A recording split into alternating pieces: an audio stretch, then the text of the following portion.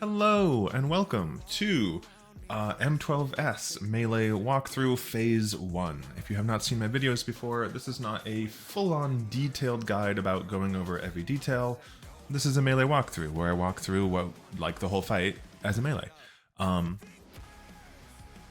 There are some combinations in this fight where they're just different depending on which pull that you do. Like the arena changes to a different shape. I'll just show you like what they look like on the raid plan or where the fuck do I go.com. Let's get into it. This first phase is really not that bad. This early on, the DPS check is not awful, but like if you have more than one death, like it might be a little close. So fight's gonna start. I think I melee 2 in this pull. We'll find out in a minute. Boss is gonna open up with a raid wide, the Fixer. This hits insanely hard. As a melee, there's not much we can do. Melee 1's gonna feint them, but that's about it. Then, boss is gonna do, wait for it, Mortal Slayer. So, Mortal Slayer, this cast right here, you're gonna look at the wings here and here, and they're gonna spawn orbs. So, what's cool about this boss is the arena is just going to get split. And the people on this side of the arena have to deal with these orbs. And people on this side of the arena have to deal with these orbs. So it's going to be whoever's closest to the boss on their side is going to bait each orb. Alright? Now, green orbs are for everybody but the tanks. And the tanks are going to have purple orbs. So we're going to wait until we see a purple orb or 4 green orbs. You can kind of see it right there, right?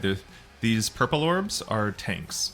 And we're doing roll mortal. So whatever side has no purple orbs is the DPS side. And we're going to take them, melee 1 takes the first one, melee 2 takes the second one, and then I think it's range 1 and range 2 take the third and fourth. Let's go back a smidge to just talk through that a smidge. So, 1 orb spawns out. The first one, so if melee 1 is going to go up here, so they bait this first orb. Okay, and then we got a second one. The second one, we're melee 2, so we're going to bait that orb. So once melee 1 gets hit, they're just going to move off to the side, and we're going to move up.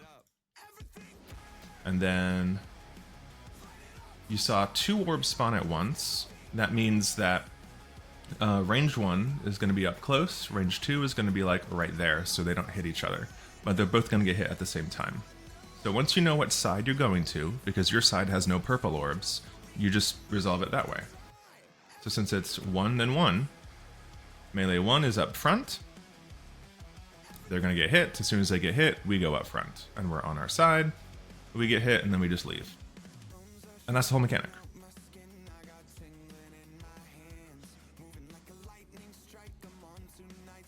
Once you know what side you're on, you can just ignore the other side. After that, we're all going to go up to the top left, to the 1 marker. And we're going to get a debuff for Grotesquerie Act 1. And, okay. Let me see if I can... Awesome. So, they're going to put a debuff on us. And the debuff gives you a little guy on top of your head. You see this guy? It's a little orb, and he has like little arms pointing behind us. Wherever the little arms are pointing, you're going to shoot a cone in that direction. Okay? And then you're also going to check your debuffs here. If you have, it looks like the supports have them. See this yellow debuff? The yellow debuffs need to spread. If you don't have a yellow debuff, then you're going to stack in the corner while also resolving your cone away from the group. And I'll show you how that's done in a second. You can also see the stack is right here. This is red debuff, but not everyone's going to have that. So if you have the red debuff or nothing, you go into the corner. If you have this yellow debuff, you're going to spread. And I'll show you how as this resolves. So first we're going to stack up. We're going to bait 4 of these circles. 1, 2, go to the center, 3, go to the center, 4. Okay.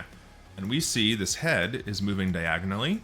This is just like normal mode, so you should recognize this from normal mode. The head is going to be like around here, and it's going to shoot a cone this way. If you were melee 1 and you had a spread, you would be... Let me go to blue. You would be around here. If you're melee 2 and you have a spread, you would be around there. We do not have a spread, so all of the stack people are going to go to the corner there. So I'm going to go to the corner. And remember, my little dude on top of my head, his legs were behind me, right? So I need to face that way, okay? So I can shoot my cone that way. And then if you were up here, like this guy, just make sure it's away from the group. So you might lose a GCD here, because you want to make sure you just don't hit anybody.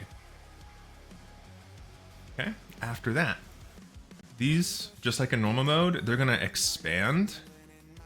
And you're going to have to find the safe spot. All of the non-tanks are just going to stay on the side that you are, okay? Only the tanks are going to book it to the other side. So every single time we're going to stay on this side, and we're going to find the safe spot from these. So we're going to be deep in the corner here for this one. And everyone else is just going to stack.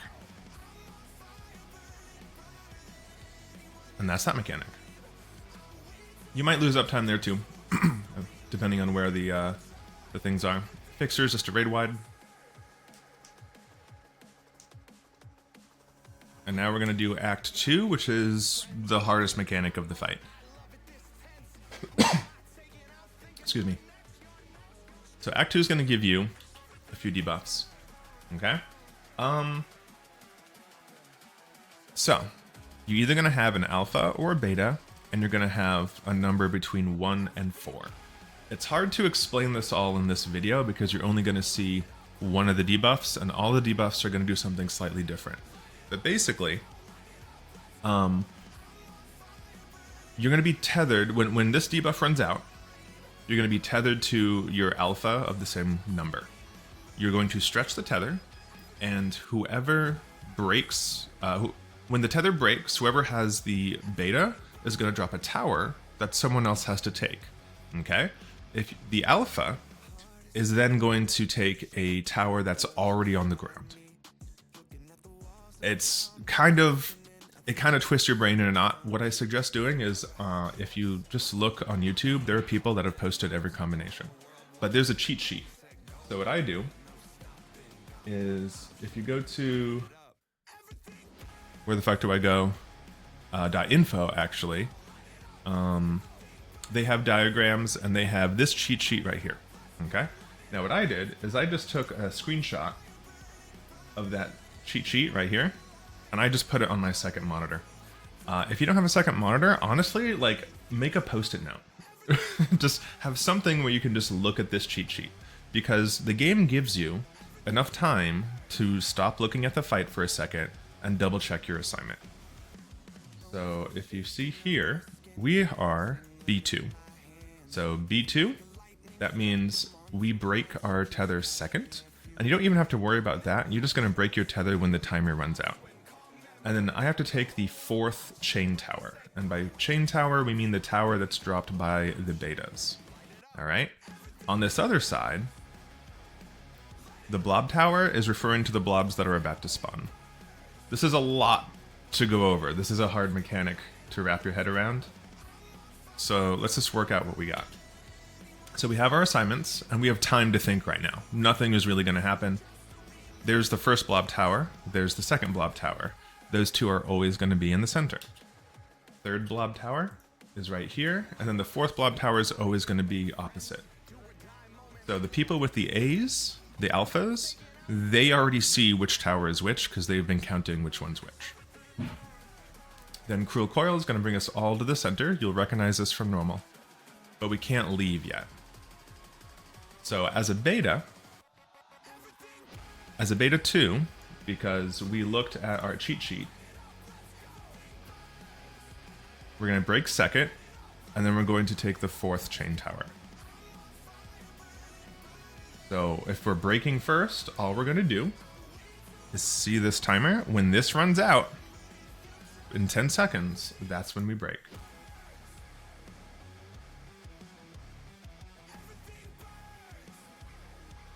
Okay, and let's look here. Okay, now alpha and beta 1 are breaking right now. So here's beta 1, here's alpha 1. Alpha leaves, beta goes opposite. So the beta is just going to go right there. Okay. Now, the beta just dropped a tower right there. Okay. So if we look at our cheat sheet, the first chain tower is taken by beta 3. So whoever has beta 3, they're going to go and take that tower. Okay. Now, my timer went out, so I go opposite the exit. I break my tower. Okay. So since I was beta 2, I know I'm the second tower, and I need to take the fourth chain tower. So I'm second. Now I can just count. The next one is going to be the third. So the third just went out here, and the fourth is going to go there. So I already know where I'm going to go.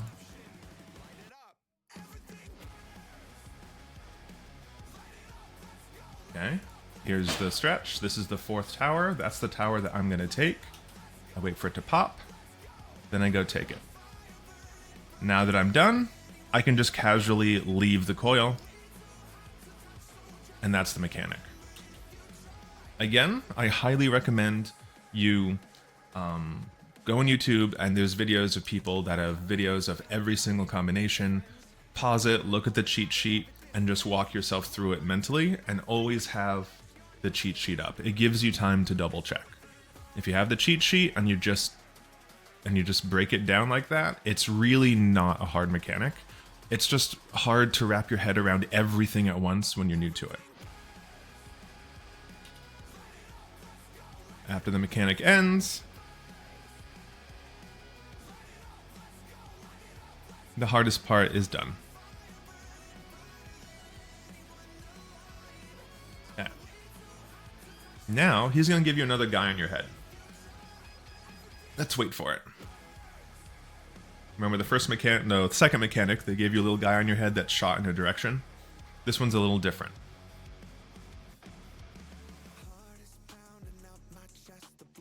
Okay, so we got a little guy on our head whose legs are going that way. So it's gonna shoot a tower this time in that direction.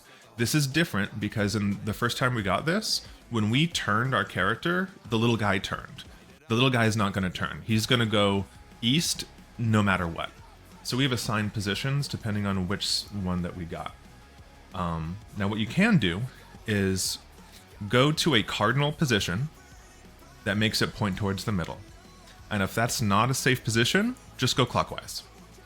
Okay? There's also another cheat sheet. Where is it? I took a screenshot of it, but I never look at this anymore. I just remember what they are. But you can see here, like, we have to point this way. So we're going to be in this red section. And it's either going to be in the directly west or northwest. So it's directly west or clockwise. So once you know which section you are, you just have to look at the floor to figure out which part of the floor is going to be left. Okay? And the best way to do that is to look at this corner. If there's a circle right here, like in this example, then this section is going to get blown up. If there's not a circle right there, then this section is going to be safe. Okay? So we know it's going to get blown up because there's a circle there. So there's going to be a thing here, and our spot is right there. Because again, if you look at the cheat sheet, that's us right here. Okay?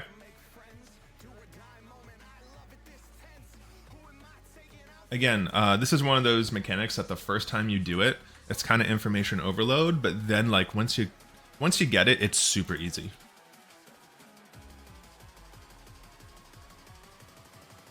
It breaks, you're stunned, and what's happening here is this tower that just spawned, The person on one of the other positions threw that tower at me, and I'm soaking it. And we threw a tower east, and someone else is soaking that one. So everyone has to be in the right position, or else it just doesn't work. Okay, this is the easier combination. Here's what's going to happen now. We're going to stay about right here. Tanks are going to go to the corners here and bait lasers, because they're the closest people to these dragons right here. They're going to shoot lasers this way. And then we, melee 2, is going to switch places there. Melee 1 is going to switch places there. So wait for the lasers. Trade places. And then we get a puddle. We just need to be spread for the puddle.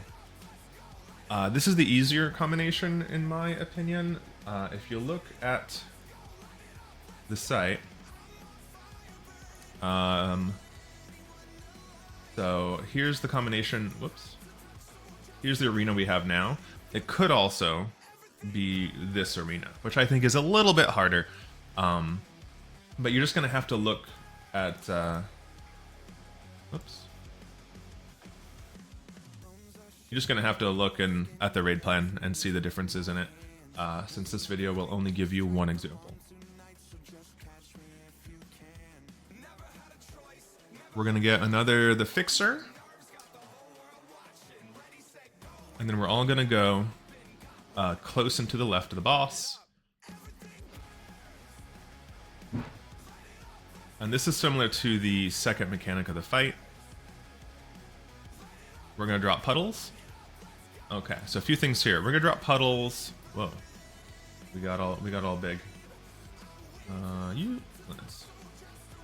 We're going to drop puddles that way and then that way. So we want to be about here because we don't know if we need to go left or right there. And we need to look at our debuff. Okay? So your debuff is either going to be this purple one or these same yellow ones as before. The yellow ones are resolved the same way. You want to spread out and don't get hit by the cone that the dragon's going to make. If you have this purple one like we do, you're going to spread out, but you do want to get hit by the dragon breath. So you actually have more room to spread if you get the purple one. So we bait puddles along the wall, then towards the center. And you saw the dragon head's over here, so it's going to do a cone like this. So if you have a yellow debuff, melee 1's going to be there, melee 2 is going to be there. If you have a purple debuff like we do, ideally, melee 1's going to be like there, melee 2 is going to be somewhere around there, but you have way more space, so you can kind of YOLO it.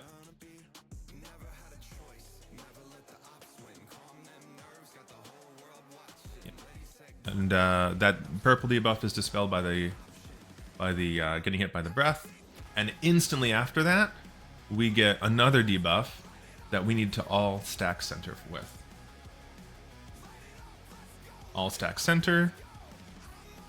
So see this A right here? Once this expires, you're gonna get tethered to somebody, and you're gonna have to stretch your tether. DPS are always gonna go this way.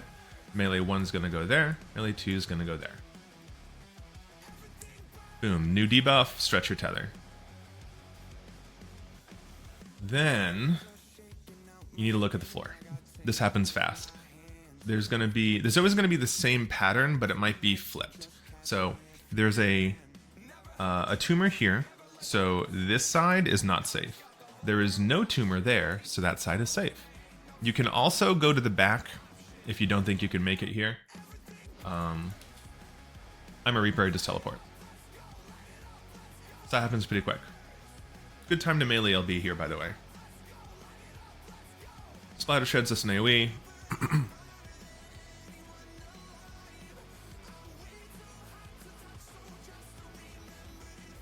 And finally, we get a repeat. We're just going to have another mortal... What's it called? Mortal Slayer. This is exactly the same as the first mechanic of the fight. So these two are going to hit at the same time. Whoever is... One person's going to be here, one person's going to be there. The two closest people on that side. We're waiting to see which side has purple. So we saw the purple was over there, so we're going to be over here. So melee 1's going to be there, melee 2's going to be here. We can pre-position. Once you get hit, move off to the side. And you're done.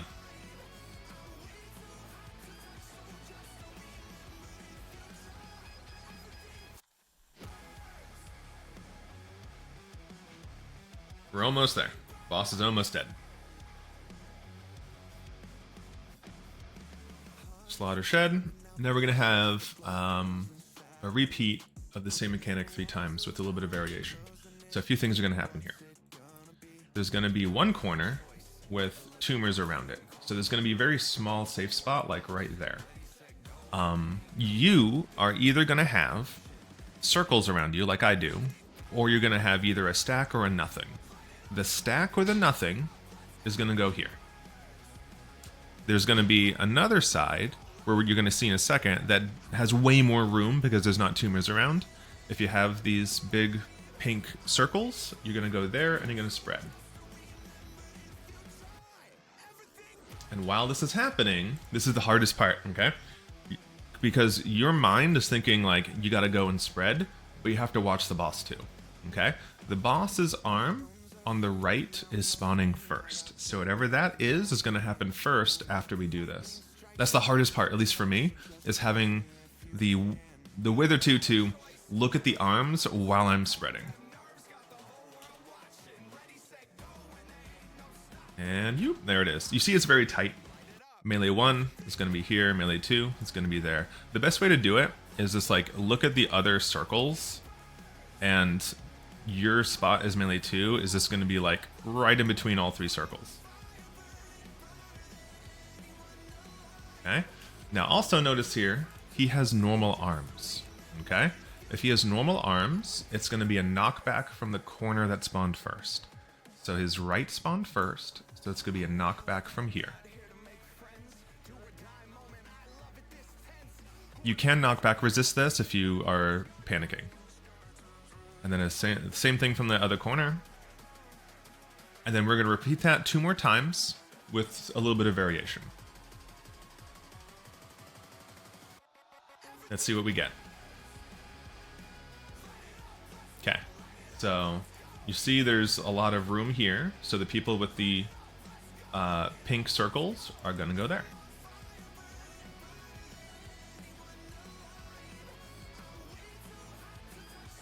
I didn't really get a good look at the arms there, but it looks like it's another knockback from the left.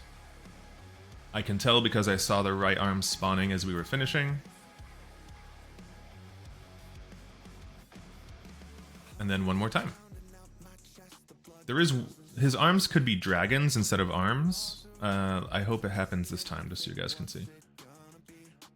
Okay, so this room, there's a lot of room there without tumors, so the pink circles are going to go there. I don't think I have that this time, so I'm going to go to the one with the tumors because it has less room. And I can see the right arm is spawning first, so that's going to happen first. And this stack, don't underestimate this stack. The safe spot is like that big. It's very tiny. Don't get clipped by that. Alright, and this time, he doesn't have normal arms, he has dragons. So the dragons, just like normal mode, is going to cleave half the room. This side spawned first, so that one's going to go first. Wait for it to go out, and then swap sides.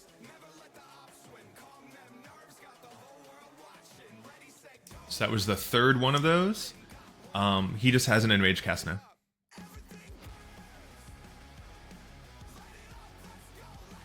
And we get it. Awesome. He does do a last attack that shouldn't kill you, but I guess mitigate just in case. That I won't play the transition just in case you want to save that. That is M12S phase 1. It is not a very hard phase. it is tight enough that if people make mistakes, you're probably not going to hit the enrage, at least this early on in the tier. It'll get easier as we go. The more gear people get, like, it's just going to be a nothing. Right now, usually in most party finder groups that I find, you can have one kill, one death, and you're still probably going to meet the DPS check. If you have two, it's going to be really close, depending on how fast you get them back up. If you have three, you're probably not going to meet the DPS check, at least not in the party finder groups that I'm getting. If you have any questions, let me know below. If this was useful, let me know below. If it wasn't, I don't know why you're still here.